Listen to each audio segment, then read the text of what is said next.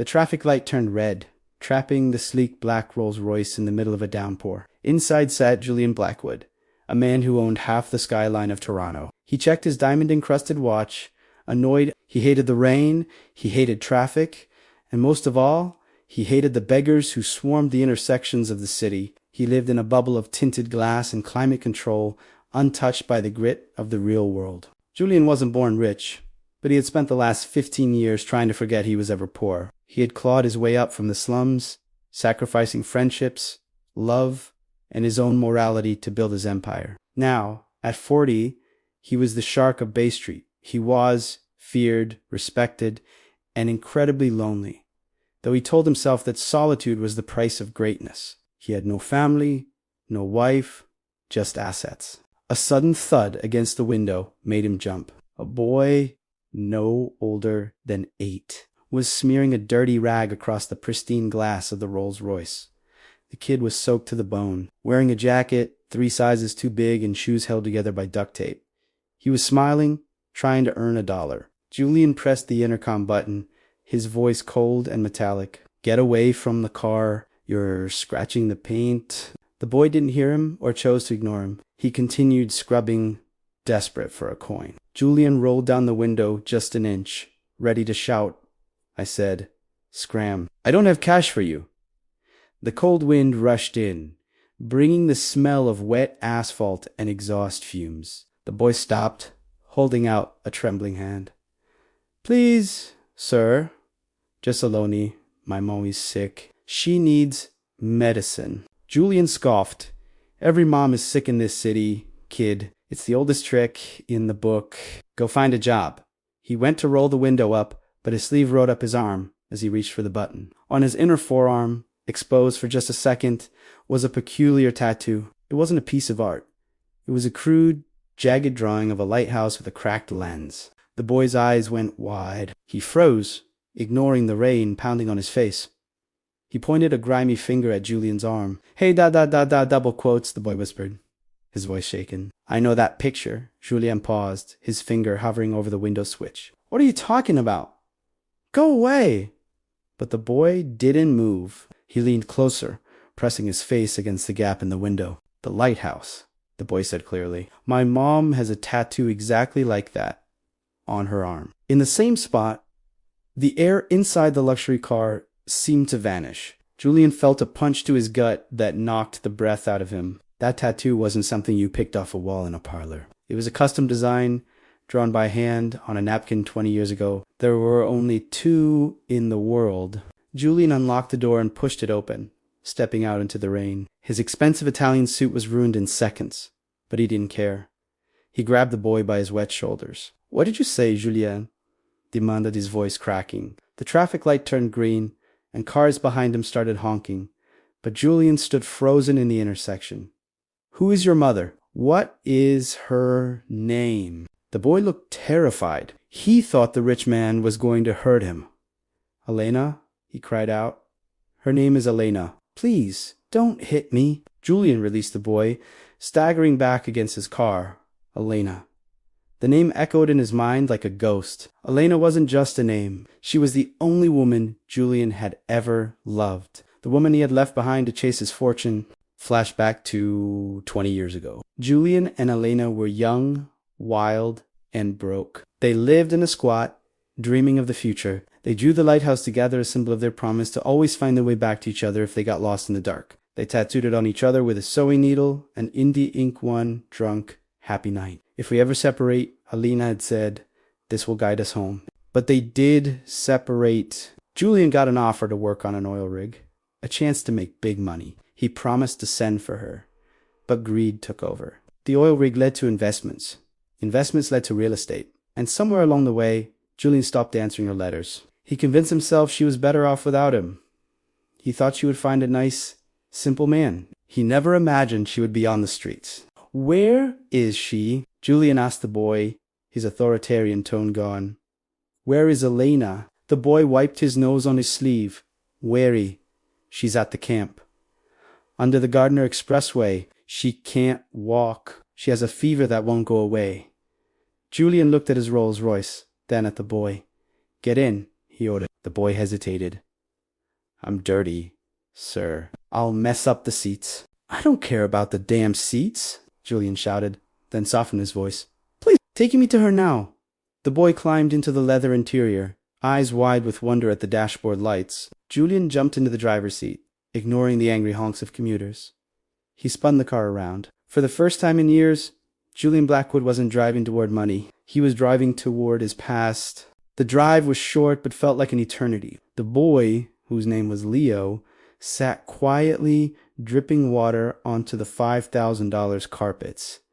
Is she, does she talk about the lighthouse? Julian asked, gripping the steering wheel so hard his knuckles turned white. Leo nodded. Yeah. She says it's for my dad. She says he went to sea and got lost, but one day his light will shine again. Julian bit his lip to stop the tears. She hadn't told the boy that his father abandoned him. She told him he was lost. She had protected his image even while suffering. The guilt crashed over Julian like a tidal wave. He had spent millions on art and penthouses, trying to fill the void in his chest, while the woman who held his heart was likely freezing a few miles away. They arrived at the underpass. It was a grim place, smelling of damp concrete and despair. Tents made of blue tarps lined the walls. People huddled around small fires and trash cans. Julian parked the Rolls-Royce right on the curb. It looked like a spaceship that had crash-landed on a different planet. He got out, following Leo. The residents stared. They saw a suit. They saw trouble? She's back here, Leo said, leading him to a small tent patched with duct tape. Mom, I brought a friend. He gave me a ride. Julian's heart hammered against his ribs. He was terrified. He had faced hostile boardrooms and lawsuits, but he was scared to open a tent flap. What if she hated him? What if it was too late? Julian knelt in the mud. He pulled back the tarp. Inside, lying on a pile of old blankets, was a woman. She was thin, her face gaunt and pale, shivering violently, but beneath the grime and the years of hardship, Julian saw her. He saw the eyes that used to sparkle when they talked about the future, Alana. He whispered. The sound was broken, barely audible. The woman stirred. She opened her feverish eyes. She looked at the man in the expensive suit, confused. She thought she was hallucinating. Julian, she rasped, her voice dry and cracked. Is that ... Are you a dream? Julian crawled into the tent, ruining his pants, not caring. He took her cold, rough hand. It's me, Elle. It's really me. Elena tried to smile, but she was too weak. She coughed, a terrible sound that rattled her chest. You came back, she whispered. The lighthouse worked. Julian sobbed openly now. He saw the tattoo on her arm, faded and stretched, exactly like his. I'm so sorry, Elena.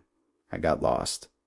I got so lost. But I'm going to fix this, I swear. Leah watched from the entrance, confused. Do you know him, Mom? Elena looked at her son, then at Julian Leo. This is the man I told you about. The man with the light. Julian looked at the boy. He looked at the age, years old. He did the math. Wait, 8 years? He had left 15 years ago. Leo couldn't be his son. A pang of disappointment hit Julian, followed immediately by shame. It didn't matter if Leo was his biological son or not. This was Elena's child. That was enough. We need to get you to a hospital, Julian said, snapping into CEO mode. I'm taking you to Mount Sinai.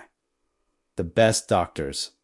Elena shook her head weakly. No money, Julian. They won't take us. I own the building. Julian lied. He didn't own the hospital, but he donated enough to own the board. They will treat you like a queen.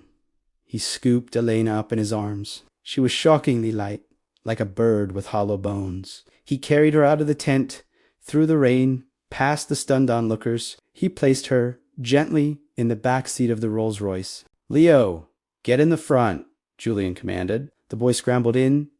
Julian drove like a madman. He called his personal assistant on the hands-free. Cancel everything. Cancel the Tokyo merger.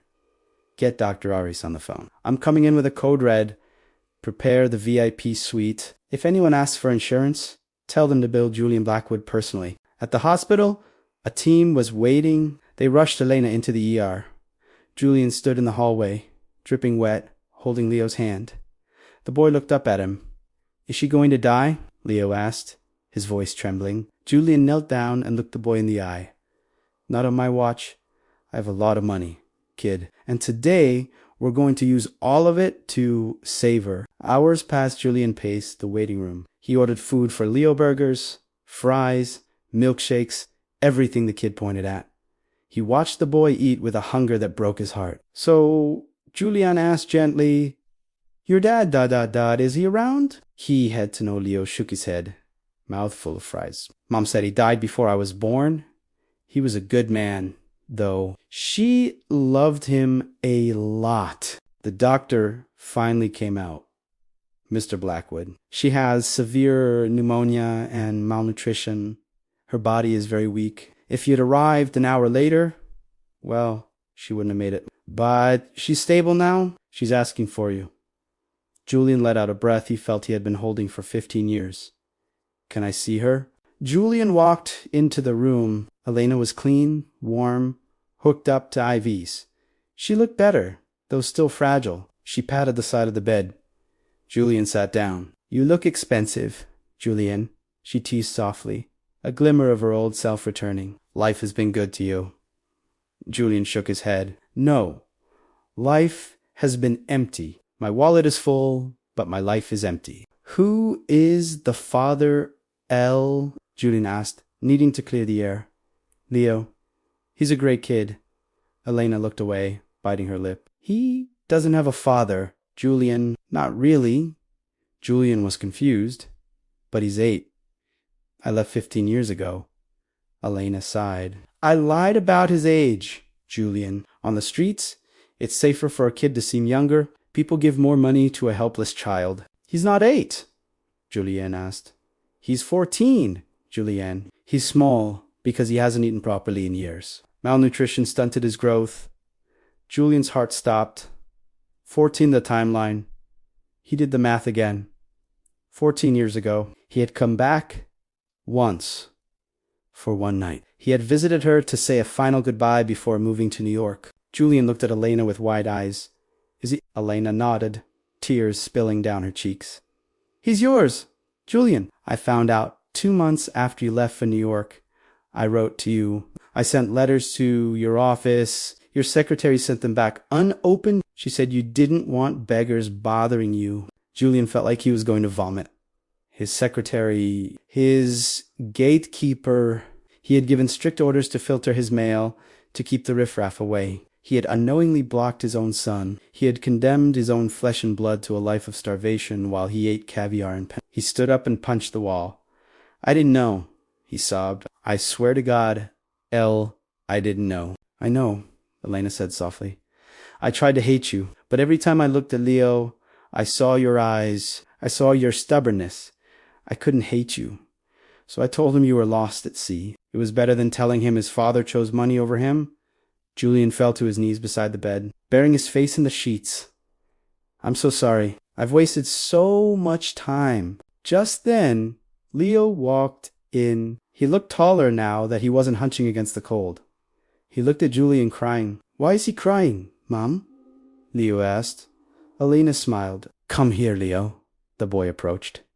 "Do you remember the lighthouse story? About the dad who got lost?" Leo nodded. "Yeah. His light broke." "Well," Elena said, taking Julian's hand and placing it in Leo's. "He fixed it.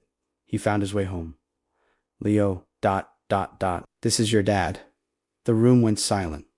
Leo looked at the billionaire. He looked at the tattoo on Julian's arm, then at his mom's. The pieces clicked. The boy didn't run. He didn't scream. He simply asked, "Are you going to leave again?" That question hurt more than any physical blow. Julian looked at his son. "Never," he swore. "I'm going to spend the rest of my life making this up to you. I'm going to be the father you deserve." "I'm not going anywhere." Leo hesitated, then stepped forward and awkwardly hugged the man in the suit. Julian held him tight, feeling the thin ribs, promising silently to fill them with strength. The next few months were a whirlwind. Julian moved Elena and Leo into his penthouse. But it wasn't a simple happily ever after. Leo had trust issues. Elena had health problems. Julian had to learn how to be a dad to a teenager who had seen more of the dark side of life than he ever had. But Julian was determined. He cut his work hours. He fired the secretary who blocked the letters. Julian didn't just help his family. He changed his business. He stopped evicting tenants from low-income housing. Instead, he started a massive project, the Lighthouse Initiative. He bought the land under the Gardner Expressway, where he found them. He built a state-of-the-art housing complex for the homeless, complete with job training, medical care, and counseling. He didn't build it for profit. He built it as an apology. At the opening ceremony, Julian stood on the podium. He wasn't wearing a suit. He was wearing jeans and a t-shirt. Elena stood beside him, healthy and glowing. Leo stood on the other side, looking like a normal, happy teenager, finally growing into his height. I spent my life building towers to touch the sky, Julian told the crowd. I thought that was success, but I found my greatest treasure in the mud under a bridge. I learned that a man isn't measured by his wallet, but by who is waiting for him at home. He rolled up his sleeve and showed the tattoo to the cameras. This lighthouse was broken, but now it's guiding others. Leo took the microphone. My dad used to be poor in his heart, the boy said with brutal honesty, making the crowd chuckle. But he got better. He learned that family is the only thing you can't buy, and he promised me he'd never let anyone's light go out again. The crowd cheered. Today, Julian, Elena, and Leo travel the world, but not to stay in five-star hotels. They visit shelters. They fund orphanages. They use their wealth to find other lost people. Julian finally found peace. He realized that the day the boy who washed his windshield wasn't an annoyance. It was a divine intervention. It was the universe giving him a second chance to be human. If this story touched your heart, hit the like button. How many of us are chasing the wrong things while the real treasure is right in front of us? Share this video with someone you love. And remember, it's never too late to fix a broken light. Subscribe for more stories of hope and redemption. See you next time.